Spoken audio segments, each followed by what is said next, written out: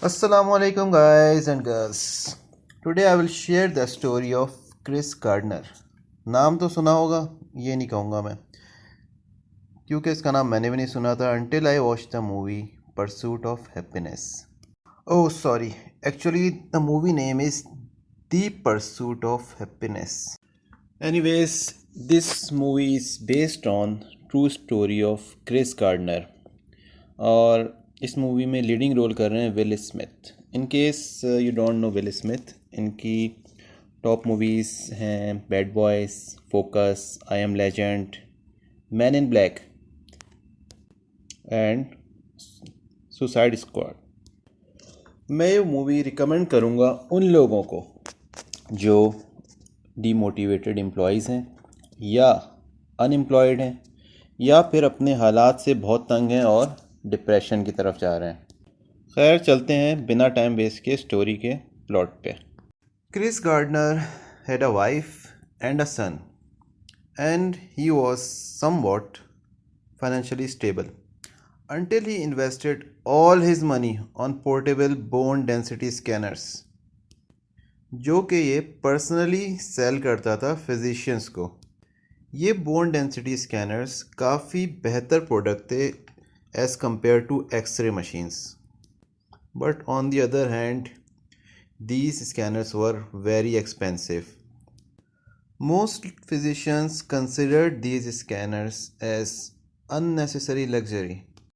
Chris need to sell at least 3 scanners per month just to meet the expenses to support his family, his wife Linda and 5-year-old son. Chris की wife Linda एक laundry में काम करती थी and she has to do double shifts, but even then it was not enough to cover the basic cost of living. The situation become more worse when Chris was unable to pay the monthly rent of the house for consecutive 3 months, and the property owner asked Chris to leave the house or pay the rent. His wife was not happy at all and she leaves Chris और ये move हो जाती है New York to take a new job at a pizza parlour. ये तीसरा बड़ा शौक होता है क्रिस के लिए. First shock was bankruptcy due to poor investment, second to vacate the house, घर खाली करना, एंड थर्ड जो इसकी मोरल सपोर्ट थी इसकी वाइफ, उसको छोड़ के जाना. Only good thing that happen के इसकी वाइफ बेटे को साथ नहीं लेके जाती है और वो एग्री करती है कि क्रिस बेहतर देखभाल कर सकता है बेटे की. क्रिस फाइनली रियलाइज़ करता है कि बोन डेंसिटी स्कैनर को सेल करना कोई सोल्यूशन नहीं है, तो ये सोचता है कि क्यों ना मैं कोई जॉब स्टार्ट करूं. He started applying for jobs and luckily he got call from a brokerage firm Dean Witter for interview. Interview से एक रात पहले जो इस मकान का ओनर होता है वो इसको फाइनल वार्निंग देता है कि मुझे इस घर पे पेंट करवाना है और तुम घर इमीडिएटली खाली करो. क्रिस्टोफर उससे बहुत रिक्वेस्ट करता है कि मैं एक दिन में अपने बेटे को लेके कहाँ जाऊँ. खैर एक आइडिया आता है क्रिस्टोफर को, कहता है कि जो तुम्हारा पेंट का काम है वो मैं कर देता हूँ, I know how to paint. इस बात पे ओनर इसको 1 वीक का और मज़ीद टाइम दे देता है.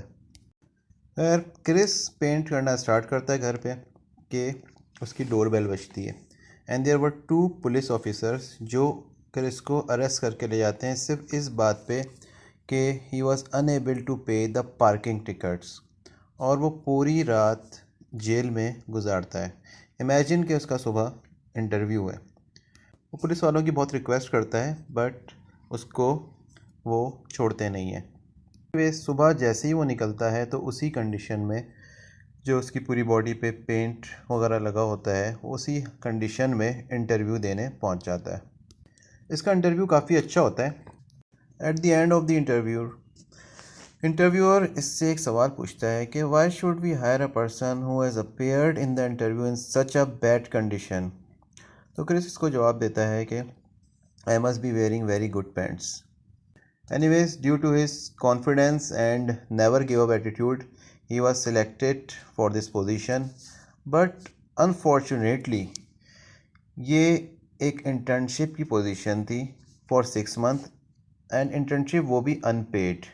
आफ्टर 6 मंथ्स अगर ये क्वालिफाई करता है तो फिर इसको जॉब की ऑफ़र होगी। ड्यूरिंग इंटर्नशिप इसकी मुश्किलात में मज़ीद इजाफा होता है और उसको घर खाली करना पड़ता है। पहली रात इसको ट्रेन स्टेशन के बाथरूम में गुजारनी पड़ती है अपने बेटे के साथ।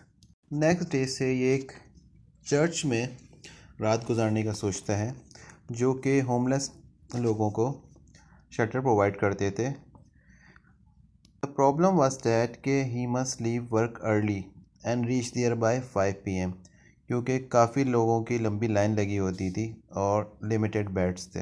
एनीवे समहाउ क्रिस यहाँ पे जगह लेने में कामयाब हो जाता है। वो और उसका बेटा रात यहाँ गुजारते, सुबह वो अपने बेटे को एक चीप बेबी सिटिंग में छोड़ता है और जॉब पे चला जाता है। डेली की उसकी यही रूटीन होती है। Just to perform well and secure the internship position from temporary to permanent position, Chris office time में लंच, पानी, ये सारी चीज़ें बंद कर देता है, क्योंकि उसको शाम में जल्दी निकलना होता है तो उसे वो टाइम कवर करने के लिए ये सारी चीज़ें रोकनी पड़ती हैं। After 6 months of efforts Chris ये नौकरी हासिल करने में कामयाब हो जाता है। क्रिस इस जॉब पे काफ़ी मेहनत करता है और सारी चीज़ें सीखता है which are required to open a brokerage firm. 1987 में क्रिस गार्डनर अपनी ब्रोकरेज फर्म ओपन करता है $10,000 से इन शिकागो। 2006 तक ये इंस्टीट्यूशन एक $multi-million इंस्टीट्यूशन बन चुकी होती है with offices in New York, Chicago and San Francisco. अब गार्डनर स्पॉन्सर करता है बहुत सी चैरिटेबल ऑर्गेनाइजेशंस को, पर्टिकुलरली जिस चर्च में वो रहा होता है उस चर्च को काफ़ी डोनेशन देता है।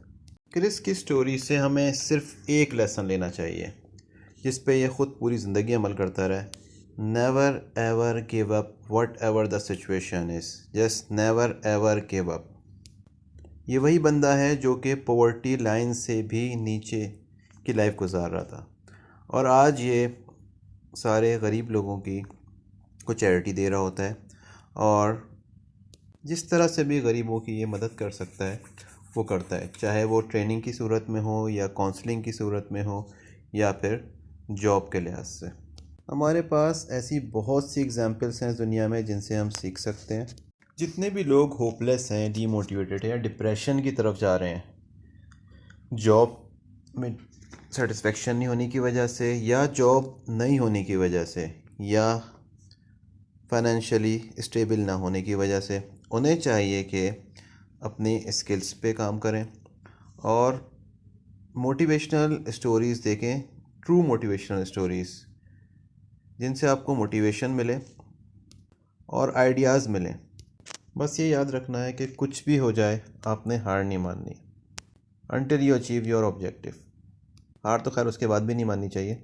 I will try to bring more motivational stories in my next vlogs. Take care. Bye bye.